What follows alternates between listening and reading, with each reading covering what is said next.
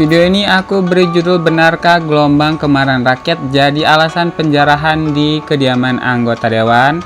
Hai everyone, balik lagi di channel pembahasan berita Muara Sungai. Di video kali ini aku lagi-lagi membahas mengenai isu teraktual, yakni mengenai gelombang kemarahan rakyat yang berakibat terhadap penjarahan di kediaman para anggota dewan. Pembahasan dalam video ini tidak bermaksud melanggar kebijakan komunitas YouTube, melainkan agar dapat diambil hikmahnya oleh kita semua. Kita langsung ke pembahasan. Gelombang kemarahan rakyat Indonesia tampaknya semakin menjadi-jadi setelah meninggalnya seorang pengemudi ojek online bernama Afwan Kurniawan yang menjadi korban tak bersalah dalam demonstrasi 28 Agustus 2025 kemarin. Meskipun tak bisa dikatakan hal tersebut hanya dikarenakan meninggalnya Afwan, namun sepertinya rakyat sudah merasa jengah dengan apa yang disampaikan oleh para pejabat yang notabene adalah wakil rakyat yang seharusnya membela kepentingan rakyat, malah seperti sengaja mengeluarkan kata-kata yang menyakiti hati rakyat. Padahal ya, sebagai seorang wakil rakyat sudah sepantasnya bukan mengeluarkan kata-kata bijak yang memberikan ketenangan dalam mengutarakan pendapatnya.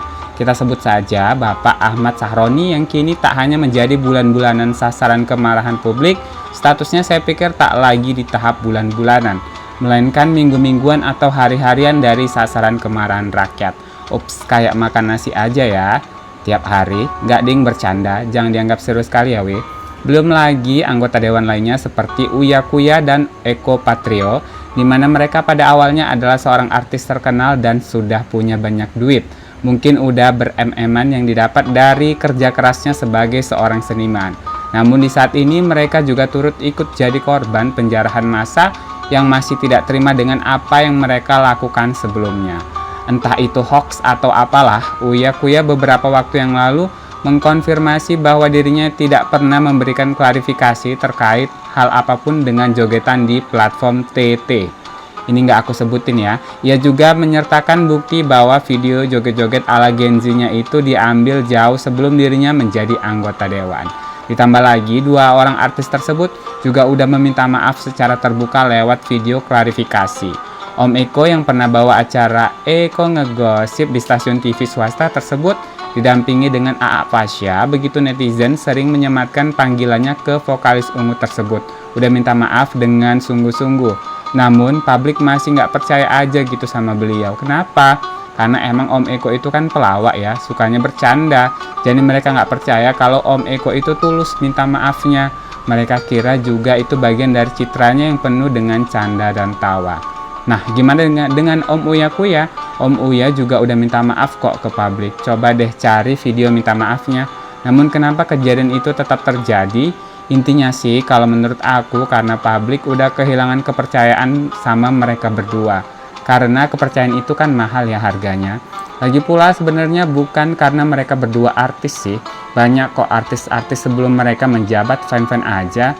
Contohnya Teh Desi Ratnasari, Ingrid Kansil, dan ibundanya Verrel Prayoga. Salah ya, ibunda Verrel Bramasta maksudnya. Yakni Tante Vena Melinda, calon ibu mertua idaman para wanita. Udah baik, anggun, dan sayang sama anak-anaknya. Mereka semua nggak ada tuh yang buat kontroversi, adem-adem ayam aja. Atau karena mereka adalah anggota dewan dari artis perempuan. Coba deh aku sebutin anggota dewan dari seleb laki-laki. Ada Primus, Om Sidul alias Rano Karno, pesinetron Tommy Kurniawan alias Tomkur, semuanya fan-fan aja kok. Atau karena Om Eko dan Om Uya komedian ya? Sudahlah, kita bahas yang lainnya aja. Mengenai hal ini pasti bakal panjang ya ceritanya. Entahlah, pastinya keinginan rakyat sangat tinggi terhadap para anggota dewan yang katanya akan menyalurkan aspirasi dalam kehidupan berbangsa dan bernegara. Namun karena kekecewaan yang udah tak terbendung lagi, amarah pun diluapkan kepada mereka. Jika saja tidak tersebar sebuah video ketika para anggota dewan berjoget saat sedang sidang tahunan, akankah semua itu terjadi? Atau semua ini terjadi karena rakyat mendengar atau melihat dari beranda-beranda pencarian di ponsel mereka akan kenaikan gaji para anggota dewan yang sebenarnya sudah membubung tinggi, sedangkan rakyat yang dikatakan kismin semakin kismin, yang menderita semakin menderita. Akankah semua hal yang terjadi pada Eko Patrio dan Uya Kuya terjadi jika mereka tetap di jalur profesional sebagai seorang public figure, di mana mereka dikenal sebagai komedian juga ya? Akankah rakyat ikut ambil bagian menjarah kediaman mereka? Tentu saja tidak ya. Seblundernya para artis, kalian pasti tahu lah Mbak Nikita Mirzani yang kerap dihujat sama netizen karena sering disebut pansos dan ikut campur urusan orang lain aja, rumahnya nggak pernah kok dijarah sama publik. Kenapa? Ya karena Mbak Nikita Mirzani nggak makan uang dari rakyat. Dia itu nyari duit sendiri meskipun punya sederet kontroversi. Setuju nggak sama aku? Nah, kasus 2 anggota dewan kita itu kan mendapatkan gaji dari negara. Negara kan mengenakan pajak ya sama rakyat. Nah, otomatis anggota dewan kan dapat gajinya dari rakyat. Jadi jangan semena-mena sama rakyat. Itulah kurang lebih ku kasih penjelasannya. Ini menurut banyak komentar netizen ya gitu. Apalagi kalau kita lagi duduk santai nengok pemandangan sekitar, mantengin ponsel, bagian mana yang paling seru menurut kalian? Isi berita atau komenan netizen ya? Kalau aku sih bagian komenan netizen ya. Kenapa? Karena netizen kadang emang suka banyak benernya, selain mendapat julukan maha tahu urusan orang lain, apalagi sama public figure. Satu hal yang aku tangkap dari berbagai komentar netizen adalah mereka nih merasa puas sampai ke ubun-ubun akan tindakan penjarahan tersebut. Padahal menurut mereka jika hal itu terjadi kepada orang yang berbudi pekerti baik, mereka akan sangat iba dan mungkin akan berbondong-bondong kirim donasi. Kan lagi musim tuh donasi ya. Sebab selain netizen maha menilai orang lain, mereka juga empatinya tinggi banget loh, kayak harapan Ibu Pertiwi. Kalau sudah begini, mungkinkah di pemilihan umum mendatang, para artis berlomba-lomba untuk mengikuti pemilihan anggota legislatif seperti di tahun sebelumnya?